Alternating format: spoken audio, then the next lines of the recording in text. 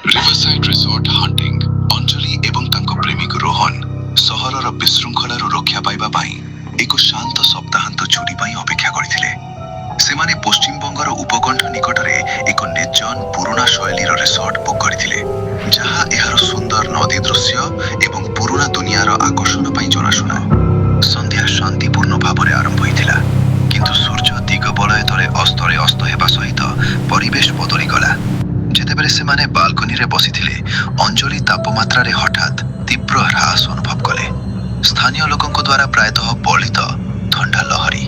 ପବନ ନଥିଲେ ମଧ୍ୟ ସେମାନଙ୍କ କୋଠରୀର ଭାରୀ ପର୍ଦ୍ଦାଗୁଡ଼ିକ ଜୋରରେ ଦୋହଳିବାକୁ ଲାଗିଲା। ମଧ୍ୟରାତ୍ରି ପରିଦର୍ଶକ ପ୍ରାୟ 2ଟାରେ ଅଞ୍ଜଳି ତାଳଯୁକ୍ତ ଟ୍ୟାପ୍ ଶବ୍ଦରେ ନିଦ ଭାଙ୍ଗିଗଲା। ସେ ଭାବିଲା ଯେ ରୋହନ ଘୁରି ବୁଲୁଛି, କିନ୍ତୁ ଯେତେବେଳେ ସେ ପଛକୁ ଫେରିଲା, ସେ ତାକୁ ତାଙ୍କ ପାଖରେ ଶୋଇଥିବାର ଦେଖିଲା। ଟ୍ୟାପ୍ ଶବ୍ଦ ଦ୍ୱାରରୁ ଆସୁନଥିଲା, ଏହା ୱାର୍ଡରୋବରୀ ଭିତରୁ ଆସୁଥିଲା। ସେ ରୋହନକୁ ଉଠାଇଦେଲେ। ଯେତେବେଳେ ସେ ୱାର୍ଡରୋବରୀ ଖୋଲିବାକୁ ପାଖକୁ ଯାଉଥିଲା, କୋଠରୀଟି ଅନ୍ଧାର ହୋଇଗଲା।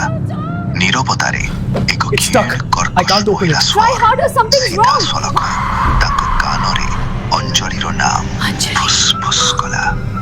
ଯେତେବେଳେ ରୋହନ ଶେଷରେ ତାଙ୍କ ଫୋନ୍ ଟର୍ଚ୍ଚ ଲାଇଟ୍ ଜଳାଇଲେ, ୱାର୍ଡରୋବରୀ ଦ୍ୱାର ଖୋଲା ଥିଲା। ଅଞ୍ଜଳିର ପୋଷାକ ବାହାର କରି ଏକ ସମ୍ପୂର୍ଣ୍ଣ ବୃତ୍ତରେ ତଳେ ବିସ୍ତାରିତ ହୋଇଥିଲା। ବୃତ୍ତର ମଧ୍ୟଭାଗରେ ଏକ ପୁରୁଣା କଳଙ୍କି ଲାଗିଥିବା ପିତ୍ତଳ ଚାବି ଥିଲା, ଯାହା ପୂର୍ବରୁ ସେଠାରେ ନଥିଲା। ସର୍ବାଧିକ ଭୟଙ୍କର ମୁହୂର୍ତ୍ତ ଆସିଲା ଯେତେବେଳେ ସେମାନେ ଚାଲିଯିବାକୁ ଚେଷ୍ଟା କଲେ। ଭାରୀ କାଠ କୋଠରୀ ଦ୍ୱାରଟି ଖୋଲିବାକୁ ମନା କଲା, ଯେପରି କେହି କିମ୍ବା କିଛି ଅନ୍ୟ ପାର୍ଶ୍ୱରୁ ଏହାକୁ ଧରିଛି। ଦ୍ୱାରର ତୁଷାରପାତିତ କ୍ୟାଚ୍ ପ୍ୟାନେଲ ମାଧ୍ୟମରେ ସେମାନେ ହଲରେ ସମ୍ପୂର୍ଣ୍ଣ ସ୍ଥିର ଭାବରେ ଠିଆ ହୋଇଥିବା ଏକ ବିକୃତ ବ୍ୟକ୍ତିତ୍ୱର ଛାଇ ଦେଖିଲେ। ପରିଣାମ, ସେମାନେ ରାତିର ବାକି ସମୟ ଏକାଠି ବିତାଇଲେ। ସକାଳର ପ୍ରଥମ ଆଲୋକ ପର୍ଯ୍ୟନ୍ତ ପ୍ରାର୍ଥନା ପାଠ କଲେ।